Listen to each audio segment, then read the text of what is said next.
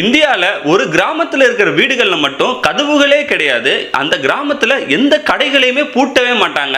ஏன் அந்த கிராமத்துல இருக்கிற பேங்க கூட பூட்ட மாட்டாங்க. அப்படி இருந்தும் கடந்த 300 வருஷமா அந்த கிராமத்துல இருந்து ஒரு திருட்டு கூட நடந்ததே கிடையாது. அது என்ன கிராமம் தெரியுமா? ஒரு 300 வருஷத்துக்கு முன்னாடி மகாராஷ்டிராவில் உள்ள பனஸ்லனாங்கிற நதியில பயங்கரமான வெள்ளம் வந்திருக்கு. அப்ப அந்த வெள்ளத்துல 1.5 மீட்டருக்கு ஒரு கருங்கல் அடிச்சிட்டு வந்திருக்கு. மக்கள்லாம் அந்த கருங்கல்ல குச்சி எடுத்து குத்தும் போது அந்த கல்லுல இருந்து பயங்கரமா ரத்தம் ஊத்த ஆரம்பிச்சிருக்கு. மக்கள் அந்த கல்லை எடுத்து வச்சுட்டு அன்னைக்கு நைட்டு தூங்கிட்டு இருக்கும்போது அந்த ஊர் தலைவரோட கனவுல சனீஸ்வர பகவான் வர்றாரு. அவர் என்ன சொல்றாருன்னா, இது என்னோட உருவ சிலை தான், எந்த ஒரு கூரையுமே அமைக்காம என்ன வழிபடுங்க, நான் உங்க ஊரை காப்பாத்துறேன் அப்படின்னு சொல்லியிருக்காரு. அதுக்கப்புறம் அந்த மக்கள் என்ன பண்றாங்கன்னா, அந்த சாமி கனவுல சொன்னபடியே அந்த சிலையை எந்த ஒரு கூரையுமே அமைக்காம வெட்ட வெளியில வச்சு வழிபட ஆரம்பிச்சிருக்காங்க. அதுக்கப்புறம் அந்த மக்கள் என்ன முடிவு பண்றாங்கன்னா, சாமி நம்மளை பாதுகாக்கிறதுக்கு இந்த கதவு ஒரு தடையா இருக்கக்கூடாது அப்படிங்கிறதுக்காக கதவுகள் எல்லாத்தையுமே எடுத்துட்டு அதுக்கப்புறம் கட்டுற வீடுகளுக்குமே கதவே இல்லாம வீடு கட்ட ஆரம்பிச்சிருக்காங்க. அதுக்கப்புறமா அந்த கிராமத்துல தலைமுறையா வர்றவங்களும் அவங்களோட வீடுகளை கதவுகளே இல்லாம கட்ட ஆரம்பிச்சிருக்காங்க.